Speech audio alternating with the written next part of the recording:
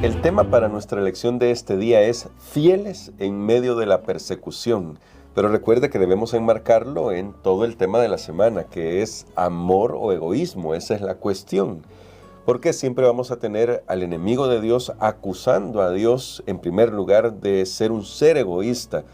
E incluso, ya lo hemos comentado acá, usa el sufrimiento que él mismo inflige como para decir, ven, Dios es egoísta porque miren cómo permite que la gente sufra. Pero vamos a aprender, y estamos aprendiendo, que hay muchas más cosas en juego en el gran conflicto de la que imaginamos, así que vamos a orar pidiendo al Señor que nos dé sabiduría para aplicar estas lecciones a nuestra vida.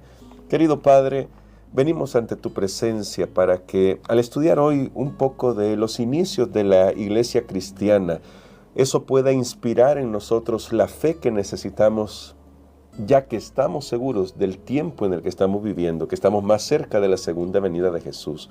Por eso, fortalece nuestra fe con esta lección. En el nombre de Jesús lo pedimos. Amén. Para el día de hoy, pastor, vamos a recordar que al principio, de los primeros siglos de la iglesia cristiana, la iglesia creció mucho y creció rápidamente. Pero, contrario a lo que uno podría imaginarse como un buen ambiente para crecer, lo hizo en situaciones muy adversas. Lo hizo incluso a costa de la propia vida de quienes estaban uniéndose a este movimiento del Señor Jesucristo que nosotros ya conocemos como la iglesia primitiva y luego la iglesia cristiana en general a lo largo de la historia. Entonces, pastor, quizá aquí surge una primera pregunta para aproximarnos a el fenómeno que estamos viendo. ¿Cómo es posible que un grupo de personas que está siendo perseguido y que está sufriendo, ahora sea un grupo de personas que en lugar de decrecer, crece, se multiplican, necesitan incluso, y eso se va a ver el resto de la semana, mejorar la organización, y esto se da en medio de una situación difícil, adversa para ellos? Bueno, realmente es una buena pregunta. ¿Por qué si los están persiguiendo, están creciendo? Y yo todavía vi también algo que me llamó la atención. Porque a estos cristianos, si los están persiguiendo, no se están quejando. Sí. Yo no los encuentro ahí quejándose ante Dios, Señor, si tú tienes poder. A Pablo, por ejemplo, estando allá, Hechos capítulo 16, donde con Silas los arrojan al calabozo, a la cárcel. Nosotros pensamos cárcel en el contexto de nosotros. Ya hemos explicado, yo recuerdo en otras lecciones anteriores, que ahí los romanos no tenían cárceles para que una persona pasara ahí por años, ¿verdad? Cárcel de por vida, no. Eran simplemente unos lugares transitorios mientras a la persona la condenaban, la juzgaban y condenaban ya para llevarlo a la muerte. Entonces no eran lugares para nada cómodos. Bueno, pero ¿por qué ellos ahí no se estaban quejando? ¿Qué encontramos nosotros? Pablo y Silas. Dice que a medianoche los presos los oían, haciendo ¿qué? Cantando, orando al Señor, alabando su nombre. Ahora, lo mismo con Juan, lo mismo con Pedro, lo mismo con Esteban, que está por ser apedreado y él no está ahí, Señor, mira, ¿y dónde estás tú, Señor? No te veo, y si existe, líbrame de esta gente, que las piedras se conviertan en marshmallows, ¿verdad? Pero no los vemos a ellos en esa actitud. ¿Por qué? Y yo me pregunté por qué. Bueno, yo voy a proponer aquí una respuesta, hermano Gerson. Más bien, contrariamente, tanto lo dice la Biblia, como también lo dice el libro El conflicto de los siglos, más bien ellos se regocijaron. Se regocijaron, o sea, no solo no se quejaron, sino que estaban gozosos de sufrir por el nombre de Cristo. Es que habían alcanzado el nivel de fe y de madurez suficiente para entender que hay un conflicto entre el bien y el mal, que ellos se habían alineado de parte del bien y entonces eran mensajeros, embajadores de parte de Dios, pero como hay un enemigo, podían esperar que este enemigo los atacara a ellos, pero ellos entonces gustosamente lo aceptaban con tal de defender la causa de su amado amigo Cristo Jesús. Entonces, pastor, quiere decir que más bien la persecución era algo esperable por ellos. Era esperable totalmente. Ellos no estaban pensando, Dios nos va a liberar. Ellos decían, bueno, si Dios quiere nos va a librar, claro, ¿verdad? Y hay un límite, porque a Pablo cuántas veces Dios no lo libró, pero hubo un día que ya no, él fue finalmente ejecutado, pero ellos entendían que Dios tenía un plan y un propósito. Y voy a aquí poner una ilustración, hermano Gerson, cuando dos personas son amigos, digamos que ellos comienzan a andar juntos y de repente uno de ellos se da cuenta que, claro, esta es una ilustración bien imperfecta, porque aquí en la tierra pues jamás nadie puede compararse con Dios, que es justo totalmente. Claro. Pero digamos que uno de ellos, hay dos amigos, caminan juntos, andan juntos, y uno de ellos de repente tiene a alguien que no le cae bien o que por alguna razón lo molesta y lo ataca. Pues el que se hizo amigo de esta persona, de alguna manera eso va a afectar su relación con esa otra persona que dice, no, a mí no me ha hecho nada. Un ejemplo, digo, el ejemplo es bien imperfecto, pues aquí en la tierra pues no podemos reclamar nosotros que somos justos como Dios es justo y que estamos sufriendo sin ninguna causa, porque nosotros sí, al final somos pecadores, ¿cierto? Lo único que no elegimos nacer, claro, pero elegimos pecar, nacimos y elegimos pecar, pero bueno, ese es otro tema. El punto que yo quería destacar aquí es que cuando nos hacemos amigos de Jesús, nosotros asumimos los riesgos, pero lo amamos tanto a Él que realmente estamos dispuestos por defender su nombre, por llevar su nombre. Y era lo que pasaba, porque no era solo, y aquí viene un punto bien importante de la evangelización, no era solo sufrir por sufrir. Bueno, aquí me están, atáquenme, ¿verdad? No, sino que ellos querían proclamar el nombre de Jesús, la bondad, la salvación que Él había llevado, y yendo a proclamar eso, entonces venían los ataques, y entonces por eso vemos que la iglesia creció, porque ellos hablaban del amor del Salvador, y como dijo un historiador, la sangre misma de los mártires era semilla del evangelio, pero creo que ellos habían llegado a ese nivel máximo.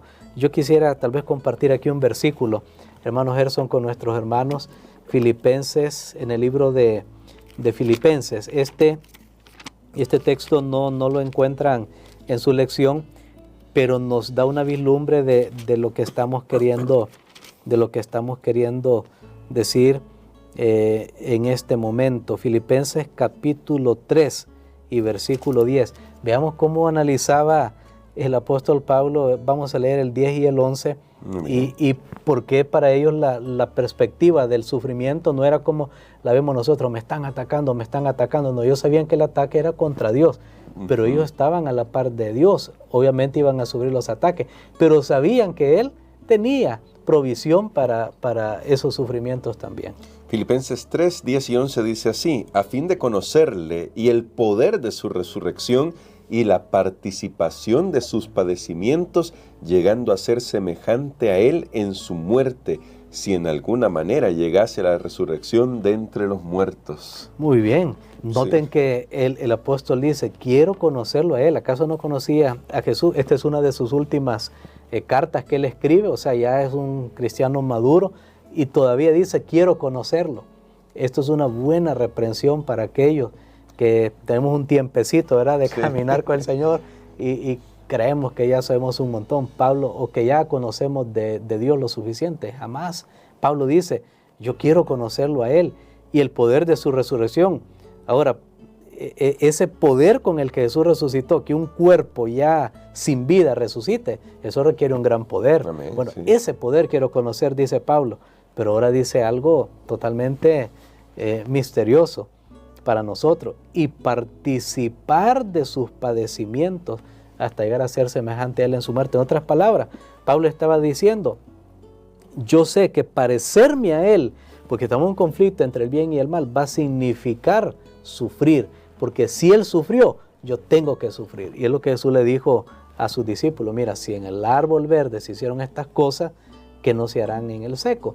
Entonces, yo creo que cuando llegamos a ese nivel, hermano Gerson, entendemos las cosas de otra perspectiva, amamos tanto al Señor, lo conocemos a Él y nos alineamos con sus intereses, que los intereses de Él son mis intereses, y yo voy a donde Él me envíe, y si en lo que Él me envía, y si a donde Él me envía hay dolor, me espera sufrimiento, muerte, persecución, yo lo voy a asumir porque Él es mi amigo, y para mí ser amigo de Él es más importante que cualquier otra cosa.